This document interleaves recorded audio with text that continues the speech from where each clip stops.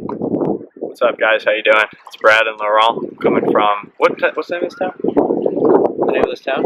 Bayona. Bayona. We're coming from Bayona, Spain, España. And look where we are right now. Increíble. Look at this natural beauty. Unbelievable. Anyway, today we're going to talk about the ocean. Yes.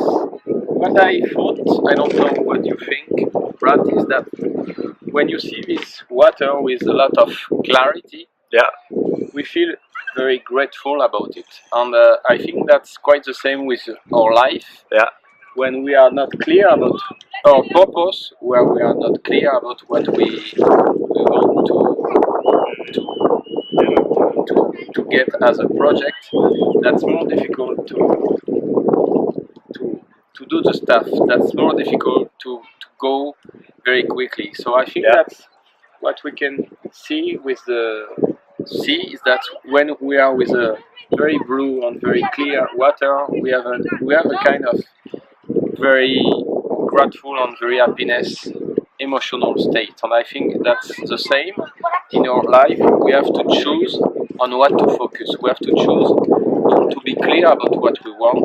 Many times we are with so many ideas that we are unable to be clear about one thing. Tony talks about the clarity is power, and also the state is your emotional state is focus, right? What you focus on, it's your physical body, it's how you feel and how you use your body, and it's also the language you use. And I would say the physical body is probably the most important thing. So the point of coming out here, kayaking, being in nature, is using your physical body to swim and enjoy this nature and this beautiful gift that we all have, this planet Earth that's so lovely. The nice, cool, crisp water, and it can change your emotional state just like that. You're having a bad day, come out here, done, no problem. Yes, today I think very good because we have been running during the sunset. Yeah, sunrise. Sunrise, yeah, sorry. Yeah. 6 miles. No? So we got up at like 6:30 today. We went running at about 7:15. We did 6 miles. After we swim. Yeah, and then afterwards we swam. And now we are kayaking. And I took a nap. Took a nap. I needed one. And now we're kayaking.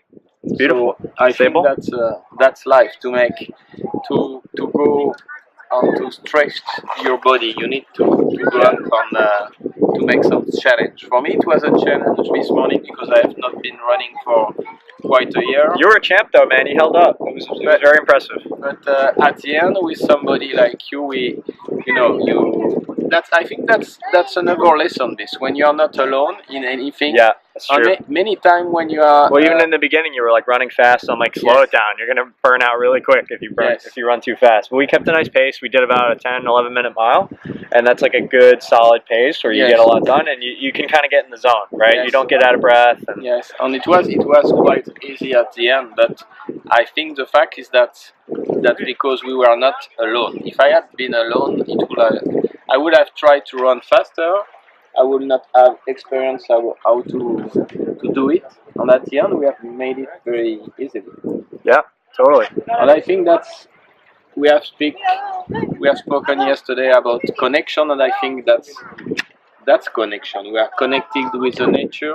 Yeah. And when you are connected with the nature and your own body and your own emotions and your own focus and your clarity. That's all. And nature. All. Yeah, absolutely. That's all a piece of it, right? So if you're ever feeling a little out of whack or a little funky or like you're just not in a good mood for whatever reason, maybe take a minute, get out into nature and see what's up. Maybe hop in the ocean, you know? The work will be there, the project will be there, your stress will be there when you get back, or maybe it won't. And the fact is that when I was running this morning, at the beginning I was quite anxious about my physical body, but at the end I was thinking about my project. Yeah. I was just running, thinking about my project and getting more clarity. You're able to quiet that monkey mind, so we all have it. You got to give that monkey mind a job. You can't ignore it, it won't stop, but you got to give it a job. Pay attention to the breath. Hey, monkey mind, you won't stop chattering? Breathe in, breathe out. Think about it. Pay attention to it. Breathe in, breathe out. Give it a job. Pay attention. Breathe in, breathe out. And once you do that, it can't think of anything else. You give it a job, it won't bother you anymore. One exercise that I do sometimes is that I try to see how many seconds I am able to focus on my respiration without any thinking. So maybe it will be the thing that they could do on the people who are listening. Maybe they could try to just make some respiration and just count how many respiration they are able to do without thinking on one thing. Yes. That's very interesting because more you do it, more you focus. Yeah, and it takes practice, but if you can meditate consistently, and meditation doesn't have to be anything special, it's just focusing on your breath. Don't make it more complicated than it needs to be. Yes. If you can focus on your breath for a long time, then your mind will be clear, and when you do use your mind, it will be a lot sharper and more clear and focused, and you can get things done much more fast and more quickly. So working hard is not always the key. Working clear and working smart is the key. That's how you get the most done. Anyway, we don't want to make this video too long. We have a beautiful day to enjoy here, and you guys have a wonderful day wherever you're tuning in from. Greetings from, where's it again? Here? Yeah, what are we called again?